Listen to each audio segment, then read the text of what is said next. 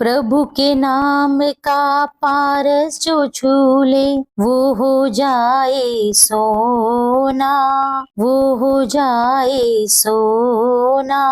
दो अक्षर का शब्द हरि है, लगता बड़ा सलोना, लगता बड़ा सलोना। तूने लाखों की नैया तारी तारी, हरि हरि। ओम श्री विष्णवे नमः। आज की वीडियो में आप सुनेंगे रमा एकादशी व्रत कथा और एकादशी माता की आरती। आप सबको हमारी तरफ से रमा एकादशी की ढेरों हार्दिक शुभकामनाएं। श्री हरि की कृपा आप और आपके परिवार पर सदा के लिए बनी रहे। कार्तिक मास के कृष्ण पक्ष में पड़ने वाली एकादशी को रमा एकादशी कहते हैं। कार्तिक मास में एकादशी वाले दिन भगवान विष्णु और तुलसी जी के पौधे की पूजा करना अत्यंत शुभ रहता है। रमा एकादशी का व्रत रखने वाले भक्तों को भगवान विष्णु की विशेष कृपा प्राप्त होती है और उनके जीवन में सभी संकटों से उनकी मुक्ति होती है। यह व्रत सभी पापों का नाश करता है और अंत में मनुष्य को मोक्ष की प्राप्ति कराता है। भक्तों को यह व्रत रखने से अपार सुख की प्राप्ति होती है। रमा एकादशी को रंभा एकादशी के नाम से भी जाना जाता है। रंभा महालक्ष्मी जी का ही एक नाम है। संसार रूपी भंवर में फंसे हुए मनुष्यों के लिए इस एकादशी का व्रत और भगवान विष्णु का पूजन करना अत्यंत आवश्यक है। स्वयं भगवान विष्णु ने कहा है कि रमा एकादशी का व्रत रखने से कोई योनि को मनुष्य प्राप्त नहीं होता। एकादशी वाले दिन भक्ति पूर्वक भगवान विष्णु का पूजन और तुलसी दल भगवान विष्णु को अर्पित करने से मनुष्य के सभी रोग दोष नष्ट होते हैं। रमा एकादशी का व्रत करने से ब्रह्म हत्या जैसे बड़े बड़े पाप भी नष्ट हो जाते हैं और मनुष्य को यह व्रत रखने से वाजपेयी यज्ञों के समान पुण्य फल प्राप्त होता है। प्रिय श्रोताओं, आइए मेरे साथ रमा एकादशी व्रत कथा का श्रवण कीजिए। बोलिए विष्णु भगवान की जय। एक समय धर्मराज युधिष्ठिर ने भगवान श्री कृष्ण से कहा, हे भगवान, कार्तिक कृष्ण एकादशी का क्या नाम है, इसकी विधि क्या है और इसको करने से किस फल की प्राप्ति होती है, सो आप कृपया करके मुझे बताइए। तब भगवान श्री कृष्ण बोले, हे धर्मराज युधिष्ठिर, कार्तिक कृष्ण पक्ष की एकादशी का नाम रमा एकादशी है। ये बड़े बड़े पापों का नाश करने वाली है। इसका महत्म्य मैं तुमसे कहता हूँ, तुम ध्यान पूर्वक सुनो। हे राजन, प्राचीन काल में मुचकुंद नाम का एक राजा था। उसकी मित्रता देवराज इंद्र से थी। साथ में यम, कुबेर, वरुण, विभीषण भी उसके मित्र थे। वह राजा बड़ा धर्मात्मा, विष्णु भक्त और न्याय के साथ राज्य किया करता था। उस राजा की एक कन्या थी जिसका नाम चंद्रभागा था। राजा की कन्या का विवाह चंद्रसेन के पुत्र शोभन से हुआ। एक समय शोभन अपने ससुराल आया। उन्हीं दिनों जल्दी ही पुण्यदायिनी एकादशी अर्थात रमा एकादशी भी आने वाली थी। अब व्रत का दिन समीप आ गया तो चंद्रभागा के मन में अंत्य सोच उत्पन्न हुई कि मेरे पति तो अत्यंत दुर्बल हैं और मेरे पिता की आज्ञा अति कठोर है। दशमी तिथि के दिन ढोल बजाकर राजा ने सारे राज्य में यह घोषणा करा दी कि एकादशी को भोजन नहीं करना चाहिए। ढोल की घोषणा सुनते ही शोभन को बड़ी चिंता हुई। उसने अपनी पत्नी से कहा, हे प्रिय, अब मुझे क्या करना चाहिए, क्योंकि मैं तो किसी भी प्रकार से भूख प्यास सहन नहीं कर सकूंगा। तुम कुछ ऐसा उपाय बताओ जिससे मेरे प्राण बच सके, नहीं तो भूखे रहने से मेरे प्राण तो अवश्य ही चले जाएंगे। तब चंद्रभागा कहने लगी, हे स्वामी, मेरे पिता के राज्य में एकादशी के दिन कोई भी भोजन नहीं करता। यहाँ तक कि हाथी, घोड़े, बिल्ली, गऊ आदि भी तृण, जल आदि ग्रहण नहीं कर सकते। फिर मनुष्य का तो कहना ही क्या है। यदि आप आज भोजन करना चाहते हैं तो किसी दूसरे स्थान पर चले जाइए। अगर आप यहीं पर रहना चाहते हैं तो आपको तो व्रत अवश्य ही रखना होगा। अपनी पत्नी की बात सुनकर शोभन कहने लगा, हे प्रिय, तब तो मैं ये व्रत अवश्य करूंगा। फिर जो मेरे भाग्य में होगा वह देखा जाएगा। मन में ऐसा विचार करके शोभन ने एकादशी का व्रत कर लिया और वह भूख और प्यास से अत्यंत पीड़ित होने लगा। जब सूर्य नारायण भगवान अस्त हो गए और रात्रि के समय जागरण का समय आया, जो कि वैष्णव को अत्यंत हर्ष देने वाला था, परंतु शोभन के लिए वह समय अत्यंत दुखदायी सिद्ध हुआ और प्रातःकाल होते होते शोभन के प्राण निकल गए। तब राजा ने सुगंधित काष्ठ से उसका दाह संस्कार करवाया, परंतु चंद्रभागा ने अपने पिता की आज्ञा से अपने शरीर को दग्ध नहीं किया, अर्थात वह अपने पति के शव के साथ सती नहीं हुई। और शोभन की अंत्येष्टि क्रिया के बाद अब वह अपने पिता के घर पे ही रहने लगी।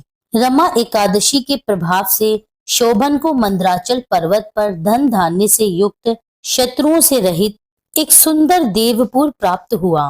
वह अत्यंत सुंदर रत्न और वैदुर्य मणि चटित स्वर्ण के खंभों पर निर्मित अनेक प्रकार की स्फटिक मणियों से सुशोभित भवन में बहुमूल्य वस्त्र आभूषणों और छत्र चवर आदि से विभूषित गंधर्व और अप्सराओं से युक्त सिंहासन पर आरूढ़ ऐसा लगता था मानो जैसे दूसरा इंद्र ही विराजमान हो। फिर एक समय मुचकुंद नगर में सोम शर्मा नामक ब्राह्मण तीर्थ यात्रा करता हुआ घूमता घामता उधर ही पहुंच गया। फिर उसने शोभन को पहचान लिया कि यह तो राजा का दामाद है।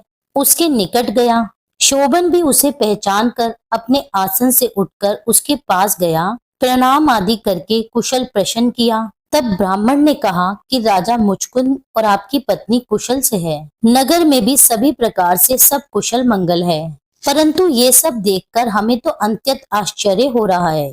आप अपना वृतांत कहिए कि ऐसा सुंदर नगर जो न कभी देखा और न सुना, आपको कैसे प्राप्त हो गया। तब शोभन बोला कि कार्तिक कृष्ण पक्ष की रमा एकादशी का व्रत करने से मुझे यह नगर प्राप्त हुआ, परंतु ये अस्थिर है, यह स्थिर हो जाए ऐसा कोई उपाय कीजिए।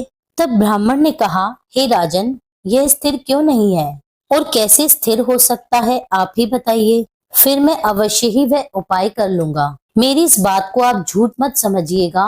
फिर शोभन ने कहा कि मैंने इस व्रत को श्रद्धा रहित होकर किया है, अतः इसीलिए यह सब कुछ अस्थिर है। अगर आप मुचुकुंद की कन्या चंद्रभागा को यह सब वृतांत कहें तो ही यह स्थिर हो सकता है। शोभन की यह बात सुनकर उस श्रेष्ठ ब्राह्मण ने अपने नगर में लौटकर चंद्रभागा से सारा वृतांत कह सुनाया। ब्राह्मण के ये वचन सुनकर चंद्रभागा बड़ी प्रसन्नता से ब्राह्मण से कहने लगी, हे ब्राह्मण देवता, यह सब आपने प्रत्यक्ष देखा है या फिर आप स्वप्न की बातें कर रहे हैं। ब्राह्मण ने कहा, हे पुत्री, मैंने महावन में तुम्हारे पति को प्रत्यक्ष देखा है, साथ ही किसी से विजय ना हो ऐसा देवताओं के नगर के समान उसका नगर भी देखा है। उन्होंने यह भी कहा है कि यह स्थिर नहीं है, जिस प्रकार वह स्थिर रह सके वह उपाय करना चाहिए। तब चंद्रभागा ब्राह्मण से कहने लगी, हे विप्र, आप मुझे वहां पर लेकर चलिए। मुझे अपने स्वामी के दर्शन की तीव्र इच्छा है।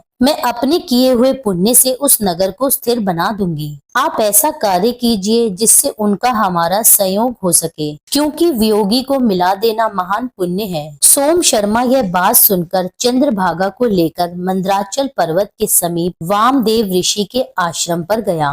ऋषि वामदेव जी ने सारी बात सुनकर वेद मंत्रों के उच्चारण से चंद्रभागा का अभिषेक किया। तब ऋषि के मंत्र के प्रभाव और एकादशी व्रत के प्रभाव से चंद्रभागा का शरीर दिव्य हो गया और वह दिव्य गति को प्राप्त हुई। इसके बाद बड़ी प्रसन्नता के साथ अपने पति के निकट गई। अपनी पत्नी को आता देखकर शोभन बहुत प्रसन्न हुआ और उसे बुलाकर अपनी बाईं तरफ बिठा लिया। तब चंद्रभागा कहने लगी, हे प्राणनाथ, आप मेरे पुण्य को ग्रहण कीजिए। अपने पिता के घर पर जब मैं 8 वर्ष की थी तब से विधि पूर्वक एकादशी के व्रत को श्रद्धा पूर्वक करती आ रही हूँ। इस पुण्य के प्रताप से आपका यह नगर स्थिर हो जाएगा और समस्त कर्मों से युक्त होकर प्रलय के अंत तक रहेगा। इस प्रकार चंद्रभागा दिव्य आभूषणों और वस्त्रों से सुसज्जित होकर अपने पति के साथ प्रेम पूर्वक और आनंद से रहने लगी। भगवान श्री कृष्ण कहते हैं, हे राजन, यह मैंने तुमसे रमा एकादशी व्रत का महात्म्य कहा है। जो मनुष्य इस व्रत को करते हैं उनके ब्रह्म हत्या आदि समस्त पाप नष्ट हो जाते हैं। कृष्ण और शुक्ल पक्ष दोनों की एकादशियां समान हैं, इनमें कोई भेदभाव नहीं है। दोनों ही एकादशी व्रत समान फल प्रदान करते हैं। जो भी मनुष्य इस महात्म्य को श्रद्धा पूर्वक पढ़ते व सुनते हैं वे भी समस्त पापों से छूटकर अंत में विष्णु लोक को प्राप्त होते हैं। यहीं पर एकादशी व्रत कथा संपूर्ण होती है। बोलिए भगवान विष्णु की जय, माता लक्ष्मी की जय। अब सुनिए एकादशी माता की आरती। ओम जय एकादशी माता, जय एकादशी माता, विष्णु पूजा व्रत को धारण कर शक्ति मुक्ति पाता। ओम जय एकादशी माता, तेरे नाम गिनाऊं देवी, भक्ति प्रदान करनी, गण गौरव की देनी माता, शास्त्रों में वरनी। ओम जय एकादशी माता, मार्गशीर्ष के कृष्ण पक्ष की उत्पन्ना, विश्व तारिणी जन्मी, शुक्ल पक्ष में हुई मोक्षदा मुक्तिदाता बन आई। ओम जय एकादशी माता, पोष के कृष्ण पक्ष की सफला नामक है, शुक्ल पक्ष में होए पुत्रदा आनंद अधिक रहे। ओम जय एकादशी माता, नाम शटिलता माघ मास में कृष्ण पक्ष आवे, शुक्ल पक्ष में जया कहावे, विजय सदा पावे। ओम जय एकादशी माता, विद्या फागुन कृष्ण पक्ष में शुक्ला आमल की, पाप मोचनी कृष्ण पक्ष में चैत्र महाबली की। ओम जय एकादशी माता, चैत्र शुक्ल में नाम कामदा धन देने वाली, नाम वरुथिन कृष्ण पक्ष में वैशाख महावाली। ओम जय एकादशी माता, शुक्ल पक्ष में होए मोहिनी, अपरा ज्येष्ठ कृष्ण पक्षी, नाम निर्जला सब सुख करनी, शुक्ल पक्ष रखी। ओम जय एकादशी माता, योगिनी नाम आषाढ़ में जानो, कृष्ण पक्ष करनी, देव शयनी नाम कहायो, शुक्ल पक्ष धरनी। ओम जय एकादशी माता, कामिका श्रावण मास में आवे, कृष्ण पक्ष कहिए, श्रावण शुक्ला होए पवित्र, आनंद से रहिए। ओम जय एकादशी माता, अजाभाद प्रद कृष्ण पक्ष की परिवर्तनी शुक्ला, इंदिरा आश्विन कृष्ण पक्ष में व्रत से भव सागर निकला। ओम जय जय एकादशी माता, पंपकुशा है शुक्ल पक्ष में आप हरन हारी, रमा मास कार्तिक में आवे, सुखदायक भारी। ओम जय जय एकादशी माता, देव उत्थानी शुक्ल पक्ष की दुख नाशक मैया, पावन मास में करु विनती, पार करो नैया। ओम जय एकादशी माता, परमा कृष्ण पक्ष में होती, जन मंगल करती, शुक्ल मास में होए पद्मिनी, दुख दरिद्र हरणी। ओम जय एकादशी माता, जो कोई आरती एकादशी की भक्ति सहित गावे, जन गुरुदिता स्वर्ग का वासा, निश्चय वह पावे। ओम जय एकादशी माता।